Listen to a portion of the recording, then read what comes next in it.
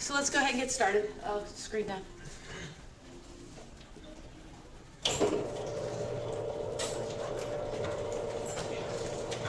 Hey Rodney, would you mind hitting the lights? Did I get your name right? Wait, what's your name again? Did I get your name right? Rodney. Rodney? Yeah, okay, sorry. All right, so let's go ahead and get going. Yesterday, we solved our first Newtonian equation of motion, which was very exciting. So if you haven't had a chance to, go through that video for sure and do that, because that was pretty cool. All right, and as you can imagine, there will be many more of those to come, because that's sort of what is the natural next step. Hold on just a second here. Because those of you who were, I mean, everybody here took introductory calculus-based physics, and all of us remember, you know, solving the projectile with drag only in one dimension, like all these different things that we weren't able to do. We're like, you could do it, but we'll save it for another class. This is that class. So we're going to solve all those types of systems. There'll be plenty of that coming. So yesterday we just sort of got our first taste of that, because I wanted you to have an opportunity to see where things are headed. We have a little bit more to do in terms of laying groundwork. So I'm going to go ahead and continue on.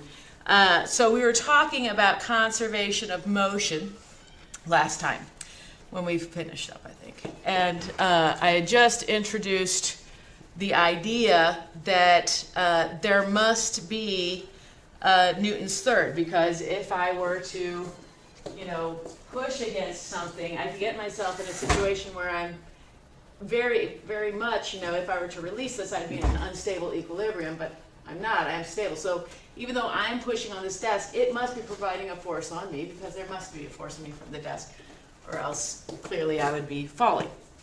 So what we inferred from that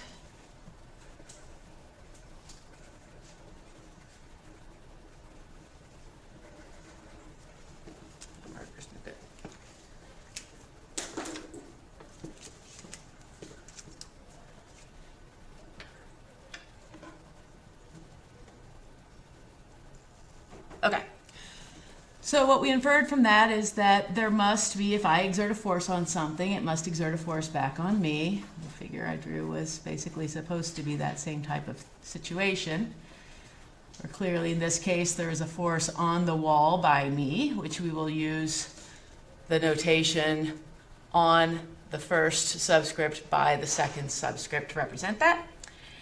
And as a result, there must also be another force on the, so this would be on the wall by the person, this force would be on the person by the wall. Okay. And Newton's third, again, I wrote this last time, but I'm going to continue the argument. So Newton's third stated, if object 1 exerts a force on object 2, then object 2 always exerts an equal and opposite force back on object 1. And I could state that in symbols, that the force on 1 by object 2 must be equal and opposite to the force on 2 by object 1. Okay, so let's continue from that point. All right, so Newton's third law can be derived from conservation of momentum. And so it's kind of within the Newtonian mechanics, it's kind of just another way of stating conservation of momentum. But it has a little bit more in it too, in that it implies that all forces are two-body forces. There's that piece of it too. So, but anyway, so let's say that if we take those assumptions of two-body forces and conservation of momentum, let's see if we can derive Newton's third. All right, so we'll start. So Newton's third from conservation of momentum. All right, so to start this argument, I'm going to think about two objects. I've got object 1 and I've got object 2. And these two objects, I can think of them each individually to comprise two different physical systems, or I can think of them together to comprise one single physical system. All right. And what I have on object 1 is I have an external force on it. But an external means that it's something, it's a force to do something that's not going to be within any of those systems. So here I'm kind of thinking about the two-particle system in terms of defining things as internal and external. And then I might also have an internal force on object 1, so it would be F1, 2. All right? And usually if I'm drawing this like a free body diagram, I don't have to put the vector on top of the forces if I don't want to, because their direction is in the arrow. All right.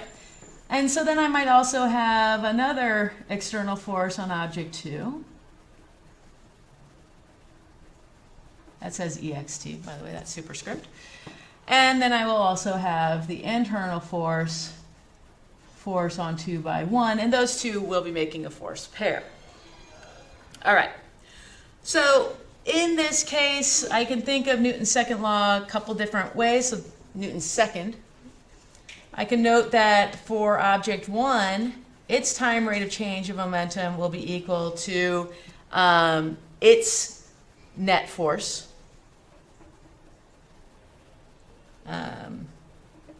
Let's say net. I can put the sum on there too. All right. Similarly, for object 2, its time rate of change of momentum is the net force on it. All right. And let's go ahead and think about, I might also want to think about the time rate of change of the system whose momentum is equal to the sum of the two. If I think about the two-particle system, then I would have this sort of P1 plus P2 is sort of equal to some total momentum of my system, right? Because momenta just add vectorially like anything else. Okay, so with those things in mind, let's go over here and write Newton's second law for object 1. And so it's equal to F1 external plus F1 by object 2. Time rate of change of the momentum of the second particle is the external force on object 2 plus the force on 2 by 1. Okay.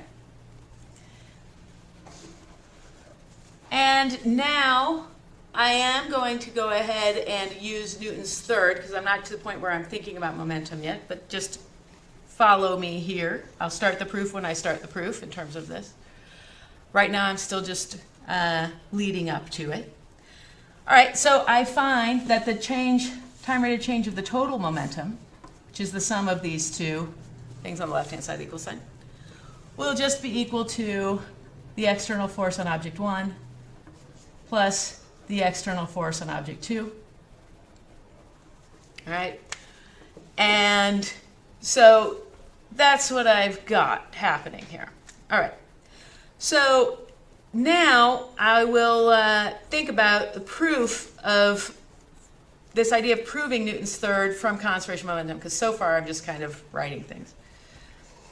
So to prove Newton's third given conservation momentum, let's think what we've got.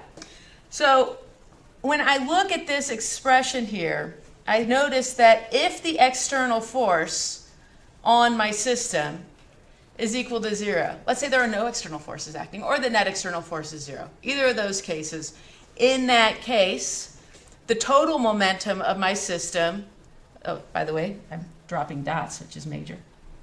The total time rate of change of the total momentum of my system would be equal to 0. If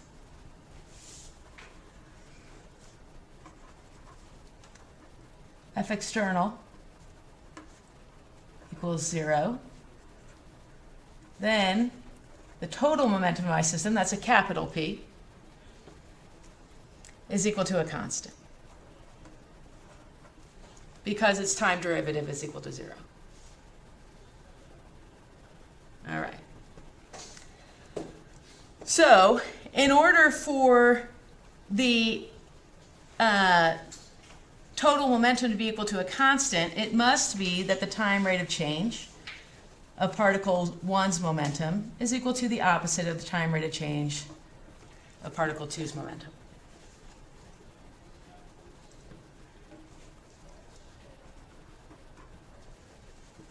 All right? Is that skipping too many steps, or are you guys okay with that? You all right with it, or no? Yeah? Yeah? Are you all right with it? Okay, cool. Because that would just be plugging in here that P is P1 plus P2 equal to a constant. Take the time derivative on each side. P1 dot plus P2 dot equals 0. Okay, then you've got that. All right. I can't read all of you, so I'm just going to assume. All right. So nonetheless, so I've got this as a result of that. All right. And then from Newton's second, clearly I have, well, there are no external forces, so this must be an internal force. So time rate of change of momentum 1 is equal to the net force on it, and it must be the force on 1 by 2. And it could be net, if you want it to be net. If there's just one force acting, it would just be one type of force acting, it would just be F12. Must be equal to negative the force on 2 by 1. So here I have applied Newton's second. Made that substitution. All right. And again, if it were just one type of force acting, in that special case, we would just get F12 equals minus F21. But even if there's more than one type of force, the net force on 1 by 2 must be equal to the negative of the net force on 2 by 1. And this is what we've got. This is what we wanted. Boo, boo, boo, boo, boo. That's a statement of Newton's third, and that was what we wanted to demonstrate, so QED. All right? So clearly, Newton's third comes from the conservation of momentum and the assumption of two-body forces. All right, so we can derive it from that. Are there any questions about that? All right, cool.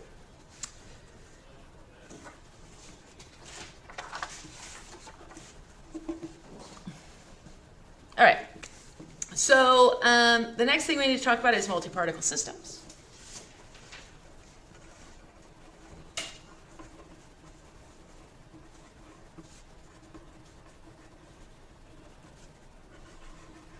All right, so what if we have more than two particles in our system?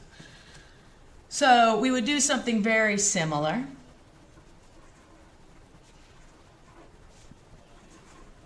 So where the number of objects in my system is greater than 2. So we'll say so for n greater than 2 systems. In that case, I might have object 1, object 2, and another object over here, 3. So I'll imagine that I've got, in this case, maybe an attractive force such as gravity, or just consider gravity. I would have F on 1 by 2 and F on 1 by 3. These are drawn as free body diagrams, so the direction of each force is in the arrow. F on 3 by 1, F on 3 by 2, F on 2 by 1, and F on 2 by 3. Okay, so in that case, I have this net internal force on my system to think about. F net internal. Got to think of the vector sum of all of those internal forces. And I can write that as the sum over each particle of the net internal force on each particle. And another way to write that would be to write the sum where beta does not equal alpha, but otherwise beta goes from 1 to n but skips alpha is what that symbol means. And alpha goes from 1 to n. All right, so and I can write that Now using that same old convention that I had before. All right. And it will still hold from Newton's third. This will turn into some number of force pairs. And as a result, that sum will be a sum of zeros, which will be equal to zeros. Okay. And in that case, if I wanted to know the net force on my multi-particle system, that will just be equal to the sum of all the external forces that are in my system. I haven't drawn them in the free body diagram here, but you can imagine there were also external forces. And do I want to put it external on alpha? And again, I could think of a net, but your author is actually kind of fast and loose with whether he expresses a force as a net force as a force and vice versa. All right. Similarly, the total momentum of my system is going to be the sum, alpha equals 1 to n, of p sub alpha. Okay. So clearly what I have, if I want to think of the time derivative of this expression, should I put it over here? Might be able to fit. Let's put it down below.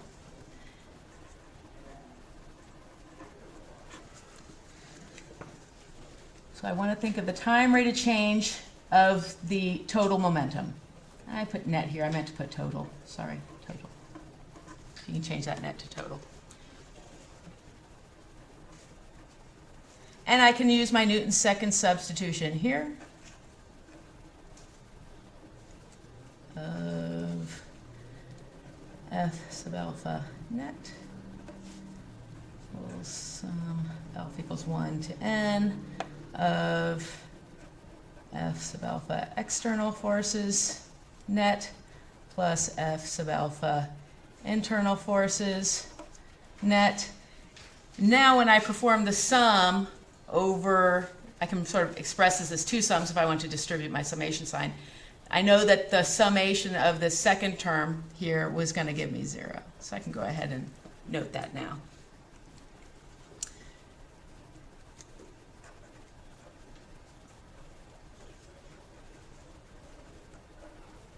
I'm off the page.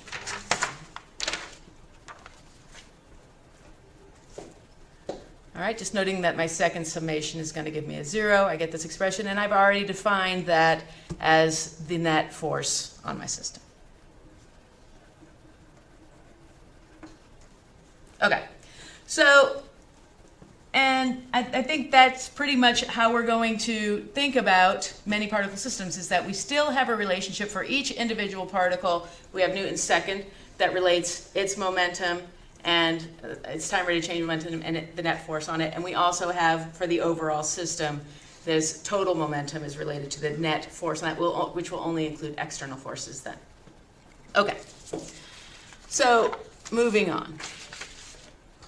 This leads to a statement of conservation momentum, which is that if the net external force on a system is 0, then the total momentum of the system will not change because its time derivative will be 0. You guys see that? All right. So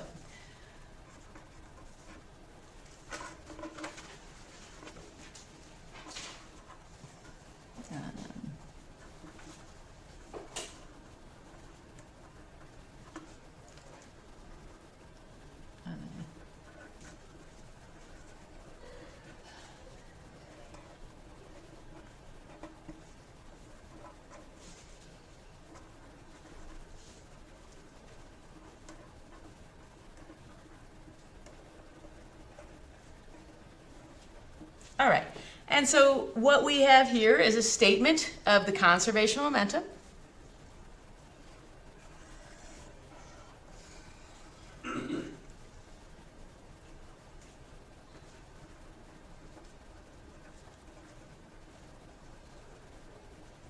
All right. And another way to look at that is to, as an aside, in these cases where we're considering conservation momentum, whenever the net external force on a system is 0, we say that that system is isolated momentum-wise. So another way to have stated this would be to say that if a system is isolated momentum-wise, then its momentum will remain constant. So I just want to note that we will use that terminology.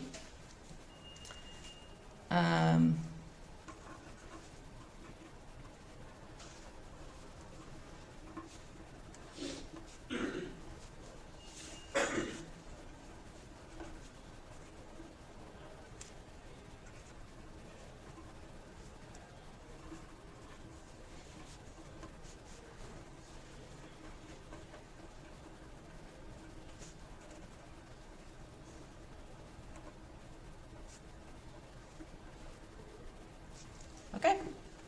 We will have other cases where we can have isolated systems related to energy. All right. Okay. All right. So we have for an isolated system, the total momentum remains constant. And that is the conservation momentum. The cool thing about conservation momentum is that it holds.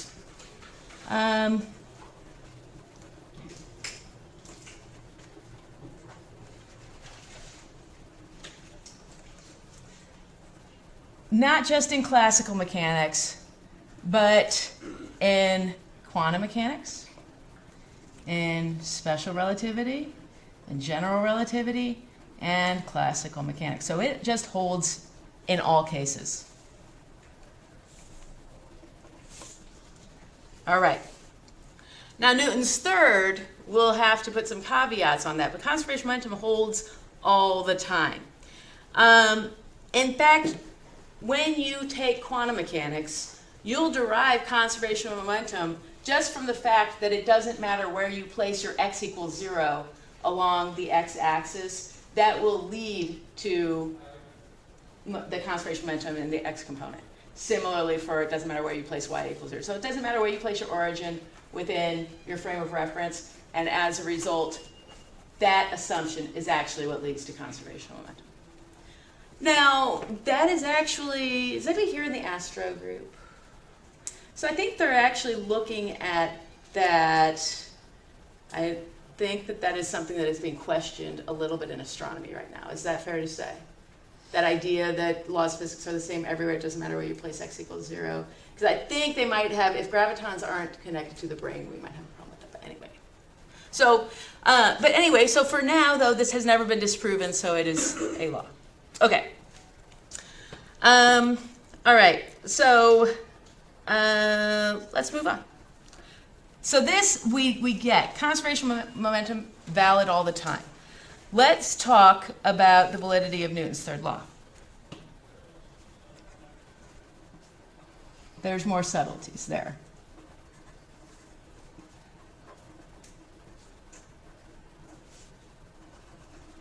All right. Okay. So things about the third law. Again, I know we say we're just teaching you classical mechanics, but I still, and your author does a great job of saying we still want you to understand the edges of classical mechanics. So we are going to discuss that this fails to hold. It fails to be clearly defined in special relativity, except that it is actually okay. So let me see if I can explain that.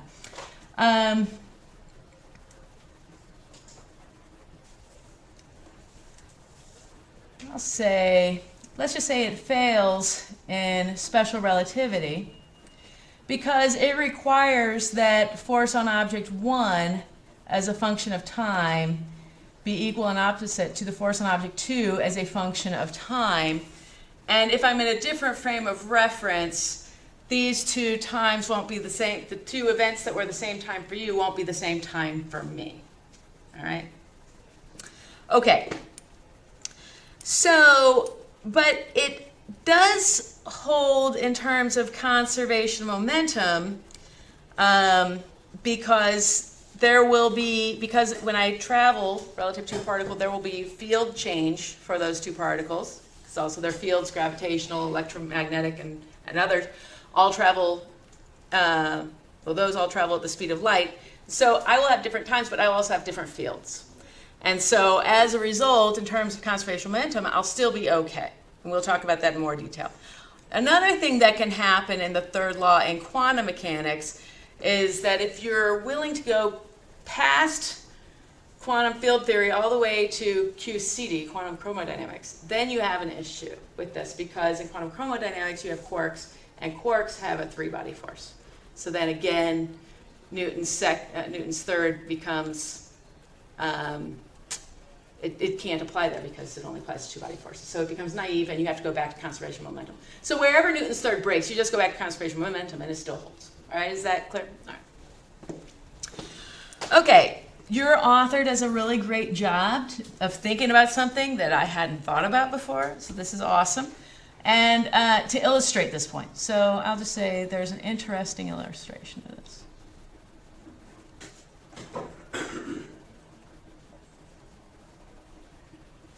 All right, so if I make a rectangular coordinate system here, and I have a particle 1 traveling along the positive x-axis with some velocity, and I have a particle 2 traveling along the positive y-axis with some velocity, and I'm going to let them both be positively charged. All right? So let's get to the right-hand rule. Let's remember right-hand rules.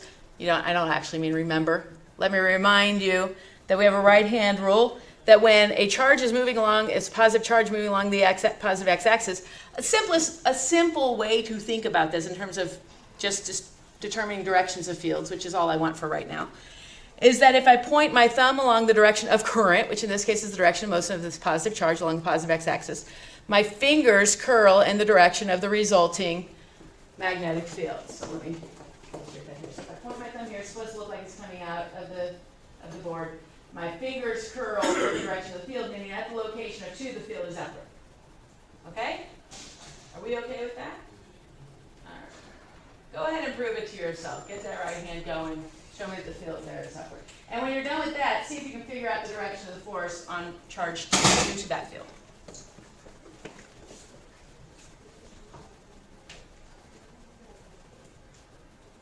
You guys all right? Were you able to get it? I know, that's funny. All right, so what I've got here is if I curl my fingers, then at this location of this charge, the magnetic field is upwards. And then I take my hand, and what do I do with it? Point it along. So remember QV cross B is equal to force, right? So it's a positive charge. So I have to point my finger to my right hand along V and curl them into B. And my thumb will point in the direction of the resulting force, which is out of the page.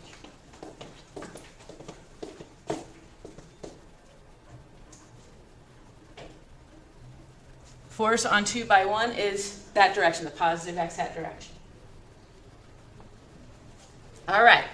So now, again, in order to just figure out the direction of the force, I can treat particle 2, which is positive, moving along the positive y-axis, as a source of current.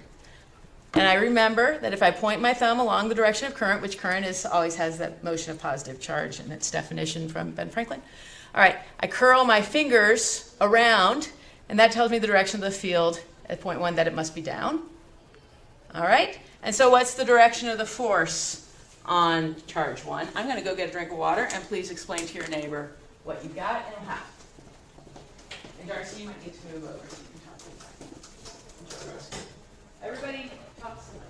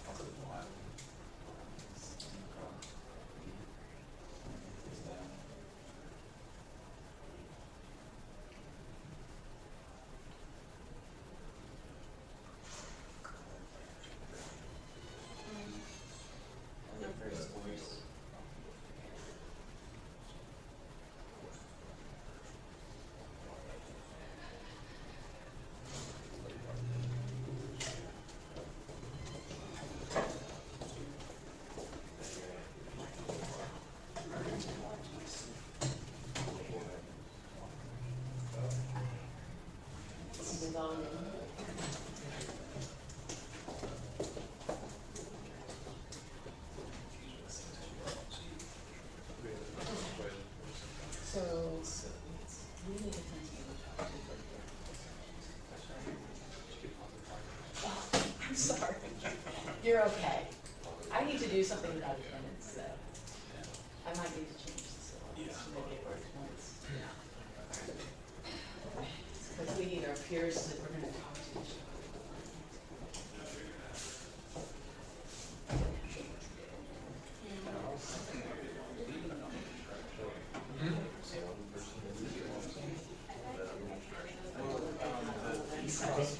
Since the magnetic field from 2 going downward, you see that the magnetic field is going downward.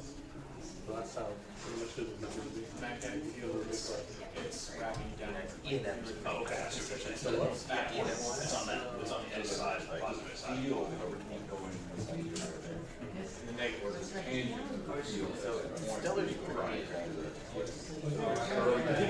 Yes, If you grow your fingers with starting velocity and go down to magnetic. No, that's right. Sorry. No, that's the whole point of the video, so that's no, I think you know this. I usually do. But I was like, So,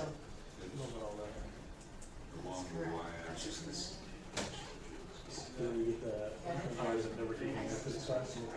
okay, anyway, that's fine. That's fine. I get it, I get it. All right, so we've got the force on 1 due to 2 is due to being in the field due to particle 2. Particle 2 is a current along positive y-axis, so curl my fingers in this region, the magnetic field is down.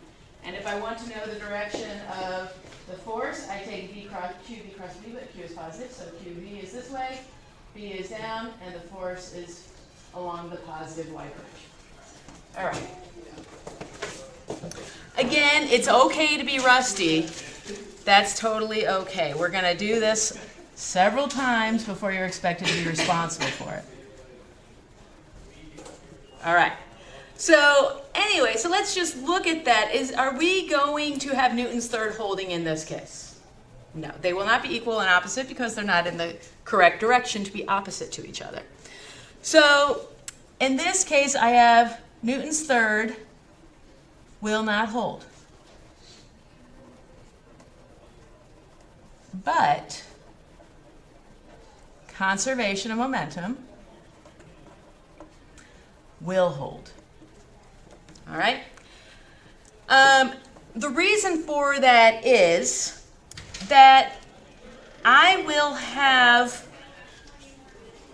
momentum not just in these particles, but I also have momentum in electromagnetic fields. All right?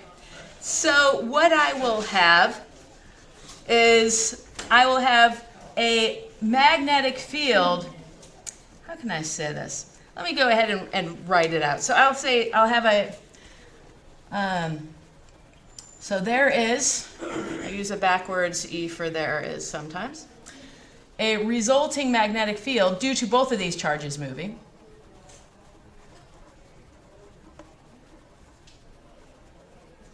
All right? And it will have a momentum associated with it. And that momentum will have a time rate of change. So I've written here the time rate of change of the momentum of the magnetic field due to these two charges. And it will be equal to F12 plus F21 with a minus sign up front. So that what I will have, if I consider my whole system to be particle 1, particle 2, and the fields created by them, is I will have P1 dot plus P2 dot plus PB dot will be equal to the net external force, which in this case was 0, because it's an isolated system. All right. So, and we should note that I did say that this was an isolated system. All right, I said it. That's good enough. All right. So that is kind of cool, and you might be thinking, well, when do I have to include this momentum of the fields for this to work out, and yada, yada, yada. Well, let's think about that. So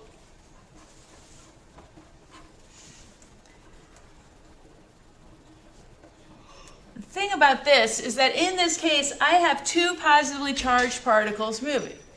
They don't just feel this magnetic force, they also feel an outward Coulomb's force, outward between the two of them. I don't want to draw it on there because I want this picture is very pretty. But there's also an outward force, if I were to draw it, that would go this way on particle 2 and that way on particle 1. All right? We have this Coulomb repulsion between the two. And that force, for instance, on particle 2 or on particle 1, F12, the magnetic force's magnitude, what did I do now? Sorry. Is much, much less than that F1 by 2's force when I think about the electric force.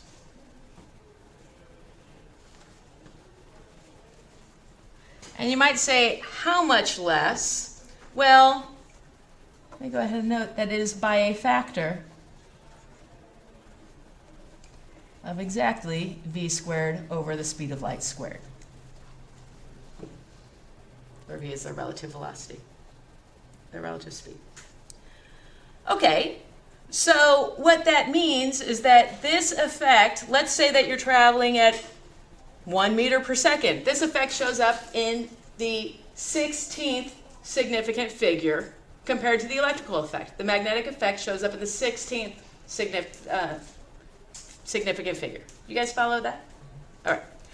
So we will consider that to be negligible unless something is moving at a speed that is for which it's not negligible, in which case you have to do special relativity. So this shows us that for classical mechanics, we don't have to worry about the fact that Newton's third doesn't hold well with this magnetic field stuff. And of course, it couldn't hold well with the magnetic field. Remember, the magnetic field is really just the electrical field. Do you guys remember talking about that? Maybe you didn't, but we can't really understand magnetism without doing special rel.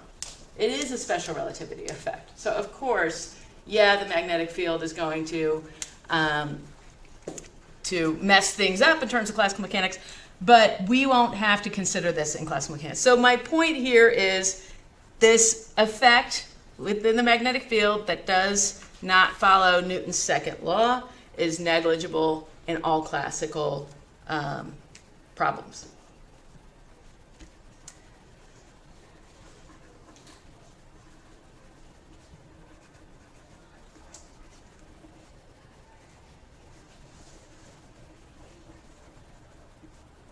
Let's say in the classical realm.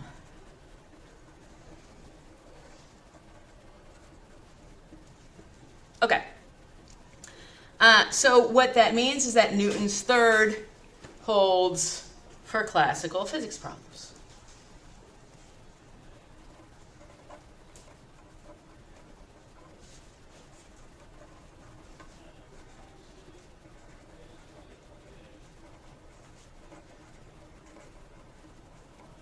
Okay. I think this would be, I just want to check and make sure, because Grant, was it you that had a question about that? Did we address your question? Yeah. Okay, all right. Okay. Are there any other questions, though? Because this is subtle and kind of fun to talk about. So if you want to talk about that, we can do that. You guys good? You get that? Did everybody get the whole thing about magnetism being a relativistic aspect of electricity? I had a really good general physics 2 teacher, so yeah.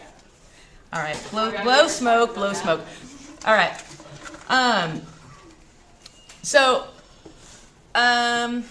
All right. If you do have a question about that, please don't hesitate. This would be a great sort of thing that we could talk about in our office hours, because if the majority of you guys don't want to discuss it, that's fine, but please come out to my office hours. That's a fun conversation to have. If you don't understand it, it'll be worth your time. All right. So let's continue on then.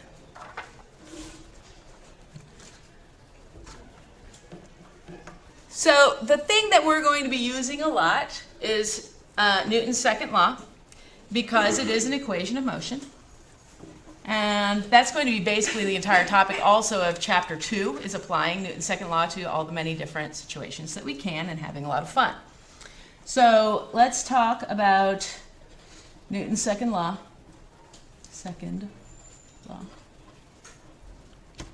And we'll start with Cartesian coordinates.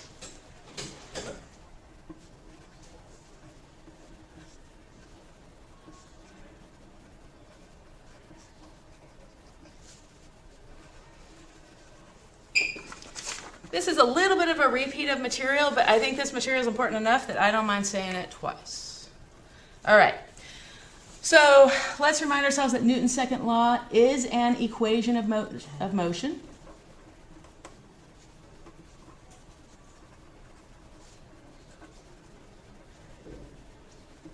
Right? So it states that the net force is equal to m times the second derivative of location, and assuming that forces are known as functions of time and that m is known, I can rearrange this equation, and I'll notice that my only unknown in the equation is something that I can solve for, and it is r as a function of time. Indeed, it is a differential equation, not an algebraic equation, not a trig equation, so in that way it's a little bit challenging, but we're going to get used to it with time, all right? And once you know location is a function of time, this is called the motion. So Newton's second law is an equation you can solve for motion, so it's called an equation of motion. And also, once you have the motion, you can also find velocity as a function of time as the first derivative, acceleration as a function of time as the second derivative, if those are interesting to you. Okay. So let's see. The nice thing about using rectangular coordinates is that you can write your net force in terms of rectangular coordinates, and your net force can be expressed as the sum of all x components of forces times the x hat direction plus the sum of all y components of forces times the y hat direction plus the sum of all z components of forces times the z hat direction. All right? And again, we will assume that these forces are functions of location and time that are known. And my r vector is written as x in the x hat plus y in the y hat plus z in the z hat. The cool thing about the rectangular coordinate system is that x hat is not a function of anything, and so its derivative with respect to anything, including time, will always give me 0. And so as a result, I get a very simple expression for r dot, and that's x dot in the x hat plus y dot in the y hat plus z dot in the z hat. And you might be wondering, isn't it that way in all coordinate systems? No. Cylindrical, spherical, no. And we'll learn how to deal with those next. Okay. And similarly, the acceleration is the second derivative of location. And it's just equal to x double dot x hat, y double dot y hat, plus z double dot z hat. So it's very, very nice to be able to solve. So what I wind up with is I've got this sigma fx is equal to m x double dot sigma fy is equal to m y double dot sigma fz off the page is equal to m z double dot, which I can rearrange to be a nicer differential equation. X double dot is equal to sigma fx, which means the sum of all x components of forces over m. Y double dot is equal to sigma fy over m, and z double dot is equal to sigma fz over m. And what I have here are just 3 differential equations that I can solve for x as a function of time, y as a function of time, and z as a function of time. So 3 diffie-q's to solve for x of t, y of t, and z of t. And then I have my motion. Okay, so we did an example that was just a one-dimensional example last time. I'm going to do a second example because I think it's all right to see this twice. We're going to start with the assumption that an object is observed sliding down an inclined plane.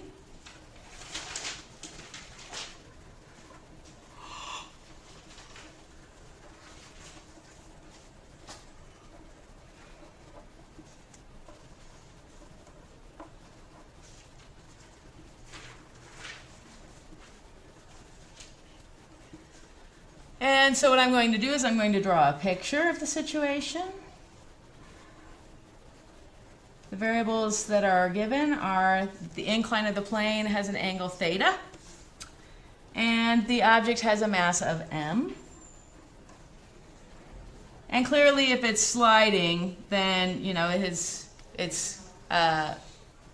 experiencing a kinetic friction force.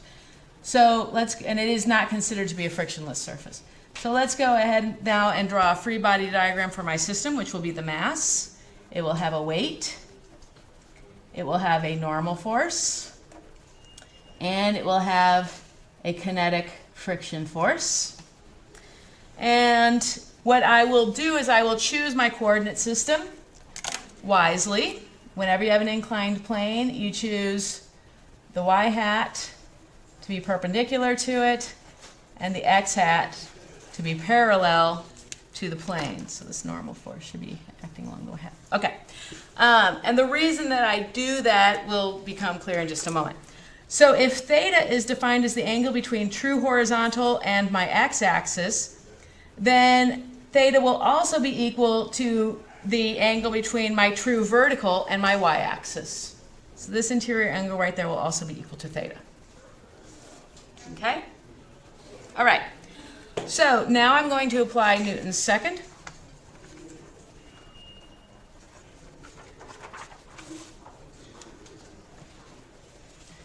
And I will have sum of all x components of forces is equal to max.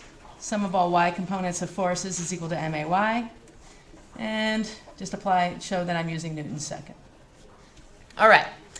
So sum of all x components of forces. I've got this guy here has an x component that is equal to weight times the sine of theta. And if you want to note that weight is always equal to mg, that's fine. You could have used mg there as well. And I have minus Fk, where the kinetic friction is always equal to some coefficient of kinetic friction times the normal force. And that's equal to mx double dot. In the y direction now,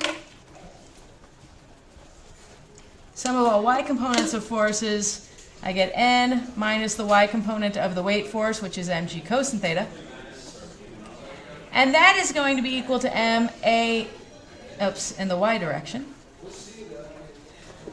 And whenever an object's sliding down an inclined plane, it's two solids interacting, so it is assumed that the object neither sinks into the plane nor jumps out of it. So I know that the y component of acceleration is 0. That's why we chose that coordinate system for this solution, so that we could use that. All right. I am going to go a couple minutes over to finish this. All right. So I have, from the right-hand side, n is equal to mg cosine theta.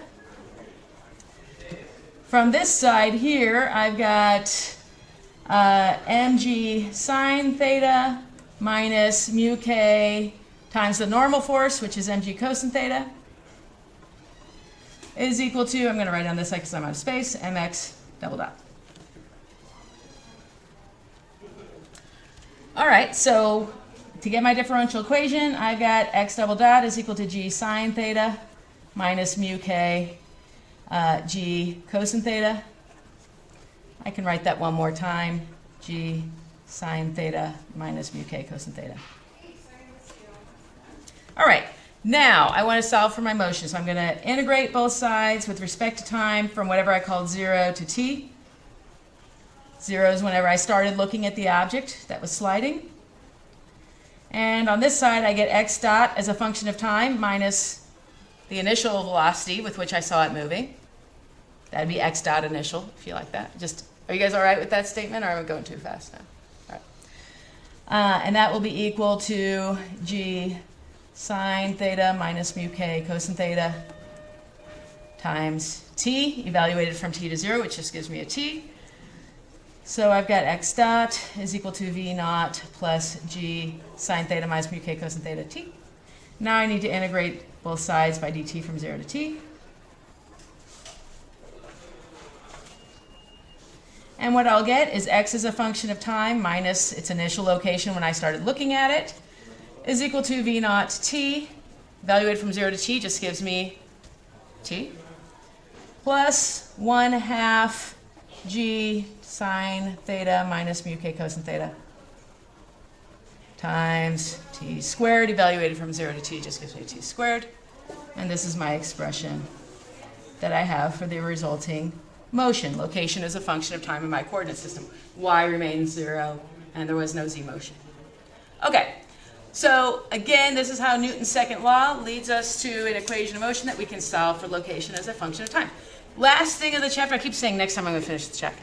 But polar coordinates is worth a close look, and I'd already said this is what we're going to do tomorrow. So tomorrow we're going to derive 2D polar coordinates, the equation of motion in 2D polar coordinates. All right? So I will see you tomorrow. No, I won't. I will see you on Friday. All right.